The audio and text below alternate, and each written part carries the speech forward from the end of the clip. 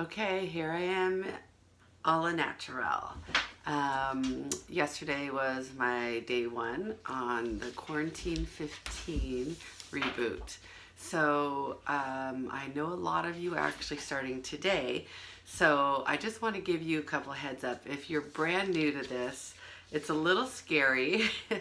But let me just tell you, eat what's on your sheet. Like, just eat. Can you see? Eat what's on your sheet. Um, you may be hungry. Sometimes your stomach will be empty and it will growl. And I know the thing that helps me is when I say hunger is temporary. That will just go away in a few minutes. You can drink some water. I find that warm water helps with that. So, you're also going to notice if you are weighing yourself every day, which is sheer madness, but sometimes it's hard not to do that, is that your weight losses are very large the first week. And why that is because glycogen, which is sugar, essentially is stored in your muscles and your liver. And when you remove the carbs from your diet, your body has to use the glycogen for fuel.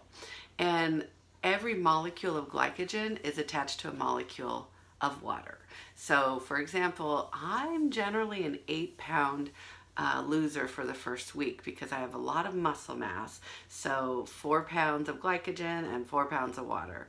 The fat loss really starts in week 2. So when you're coming in and getting weighed in and doing the Tanita, you'll start seeing in week 2 the fat loss. Week 1, it'll actually show a little bit as lean mass loss, but don't worry, you're not losing your muscle. You're just losing the glycogen, and the Tanita scale reads glycogen as lean muscle.